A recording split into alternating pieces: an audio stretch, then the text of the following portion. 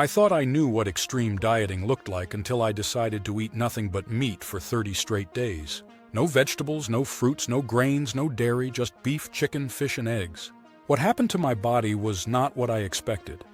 And some of the results were so dramatic that I had to get blood work done twice because I couldn't believe the numbers. If you've ever wondered what happens when you strip your diet down to the most basic human nutrition, this is going to blow your mind. What's up, guys? 30 days ago, I started one of the most controversial nutrition experiments on the planet, the carnivore diet. I documented everything: my energy levels, digestive changes, workout performance, body composition, sleep quality, and mental clarity. I got comprehensive blood work done before and after, tracked my biomarkers daily, and recorded every single meal. What I discovered challenges everything we've been told about balanced nutrition. Here's why I decided to do this experiment. I'd been dealing with some persistent digestive issues, afternoon energy crashes, and stubborn body fat that wouldn't budge despite following what most people would consider a healthy diet. I tried everything: keto, intermittent fasting, Mediterranean, you name it. Nothing gave me the consistent results I was looking for. So I decided to go to the extreme opposite end and eliminate everything except animal products. The carnivore diet is essentially an elimination diet taken to its logical extreme. The theory is that humans evolved eating primarily animal products for millions of years, and most of our modern health problems stem from the agricultural revolution and the introduction of plant foods that our digestive systems aren't optimally designed to handle. It sounds crazy, but there's a growing body of research and thousands of anecdotal reports suggesting it might not be as insane as it sounds. Let me break down exactly what I ate for 30 days. Breakfast was typically 3 to 4 whole eggs cooked in beef tallow or butter, plus bacon or sausage. Lunch was usually a large grass-fed beef burger patty or grilled chicken thighs. Dinner was ribeye steak, salmon, or ground beef with additional fat. I also included organ meats twice a week, liver and kidney, because they're incredibly nutrient-dense. The only beverages were water, black coffee, and occasionally plain tea. No seasonings except salt. No sauces, no condiments, nothing that wasn't animal-derived. The first week was brutal, and I'm not going to sugarcoat it. Days 2 through 5 were what carnivore veterans call the adaptation flu. I felt exhausted, had headaches, and my digestive system went completely haywire. I was either constipated or dealing with the opposite problem. There was no middle ground. My energy levels crashed, and I questioned whether I was doing permanent damage to my body. But here's where it gets interesting. Around day 7, something switched. It was like someone flipped a biological switch in my body. The digestive issues resolved completely, and I mean completely.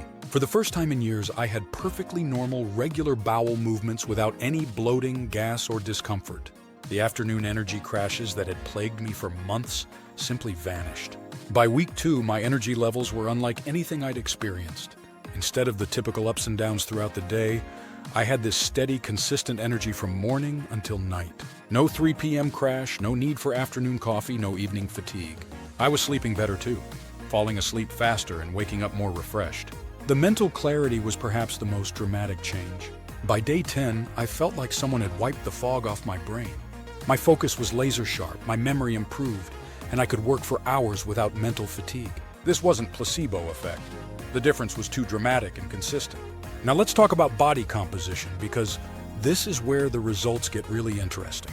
I lost 12 pounds over the 30 days, but here's the kicker. My strength in the gym actually increased. My bench press went up by 15 pounds, my squat improved, and my recovery between workouts was significantly faster. Based on body composition scans, I lost approximately 10 pounds of fat while maintaining or possibly gaining lean muscle mass. This contradicts everything we've been told about needing carbohydrates for performance and recovery. I was eating 0 carbs, literally 0, yet my athletic performance improved across the board. My workouts felt more intense. I could push heavier weights, and I wasn't experiencing the fatigue I used to feel after training sessions. The satiety was incredible.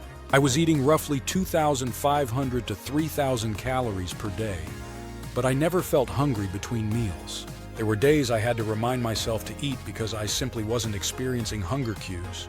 This is likely due to the high protein content and the absence of blood sugar fluctuations that typically drive cravings and hunger. Now let's get to the blood work, because this is where things get really interesting. I had comprehensive panels done before starting and again at day 30.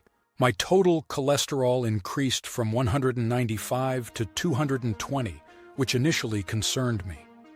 But when we broke it down, my HDL, the good cholesterol, increased from 45 to 62, while my triglycerides dropped from 150 to 78. My LDL increased, but the particle size analysis showed they were large, fluffy particles rather than small, dense ones that are associated with cardiovascular risk. My inflammatory markers improved dramatically. C-reactive protein, a key marker of systemic inflammation, dropped from 2.1 to 0.6. My fasting glucose improved from 95 to 82, and my insulin sensitivity appeared to increase based on glucose tolerance testing. Liver enzymes normalized, and my thyroid function actually improved slightly. The most surprising result was my vitamin and mineral status. Despite eating no fruits or vegetables, my B vitamin levels were excellent. My iron and zinc were optimal, and even my vitamin C levels were adequate. This makes sense when you consider that organ meats and muscle meat contain most essential nutrients in highly bioavailable forms. However, I want to be completely honest about the challenges and potential downsides. The social aspect was difficult. Eating out became complicated, and social gatherings centered around food were awkward. The lack of variety was mentally challenging at times, even though I wasn't physically hungry. Some people might find the initial adaptation phase too uncomfortable to push through. There were also some concerning aspects that I monitored carefully. My fiber intake was obviously zero, which goes against conventional nutritional wisdom. However, I experienced none of the digestive issues that mainstream nutrition says should occur without fiber. My bowel movements were actually more regular and comfortable than they'd been in years. I also tracked my electrolyte status carefully because eliminating plant foods also eliminates many sources of potassium and magnesium. I had to supplement with salt and occasionally felt like I needed additional electrolytes, particularly after intense workouts. Here's what the research says about carnivore diets. While there aren't many long-term studies specifically on all-meat diets, there is substantial research on very low-carbohydrate, high-protein diets. A study published in the American Journal of Clinical Nutrition found that high-protein diets significantly improved body composition, metabolic markers, and satiety compared to higher carbohydrate approaches. The Inuit populations provide perhaps the best long-term evidence of carnivorous eating. Before the introduction of Western foods, they consumed diets consisting of 90% animal products and had remarkably low rates of cardiovascular disease, diabetes, and obesity. Their traditional diet was almost entirely meat, fish, and fat, with minimal plant foods. However, I want to emphasize that this is not medical advice, and anyone considering an extreme dietary change should consult with a healthcare provider, especially if they have existing health conditions. The carnivore diet is not appropriate for everyone, and the long-term effects are still being studied. After 30 days, I slowly reintroduced certain foods to see how my body responded. Interestingly, when I added back foods I used to eat regularly, I could immediately feel the difference. Bread made me feel sluggish and bloated. Fruits caused energy spikes and crashes I no longer experienced on carnivore. Even supposedly healthy foods like quinoa and sweet potatoes seemed to disrupt the steady energy and mental clarity I'd achieved. So what's my takeaway after this experiment? The carnivore diet isn't magic, but it is a powerful elimination tool that can help identify food sensitivities and reset your relationship with hunger and satiety. It challenged many of my assumptions about nutrition and showed me that the human body is remarkably adaptable. I'm not advocating that everyone should eat only meat forever, but I do think there's value in experimenting with elimination approaches to identify foods that might be causing issues you didn't even realize you had. The carnivore diet forced me to pay attention to how different foods actually make me feel, rather than just following nutritional guidelines. Moving forward, I've adopted a mostly carnivore approach with occasional plant foods that I've tested and know work well for my body. I maintained about 80% of the benefits I experienced during the full carnivore month, while adding back some dietary variety and social flexibility. If you're considering trying carnivore, start slowly. Maybe try it for just 1 week or do carnivore meals for part of the day. Pay attention to how you feel, track your energy levels, and consider getting blood work done if you plan to try it long term. Most importantly, listen to your body rather than following any diet dogmatically.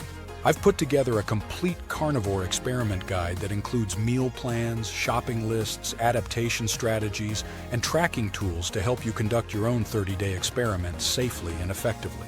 You can find the link in the description below, along with the specific grass-fed meat sources and supplements I used during my experiment. What's your experience with elimination diets? Have you tried carnivore or considered it? What's holding you back from experimenting with your nutrition? Drop a comment and let me know. And if this video inspired you to take a more experimental approach to your health, make sure to subscribe for more real-world nutrition experiments and honest results. Thanks for watching, and I'll see you in the next one.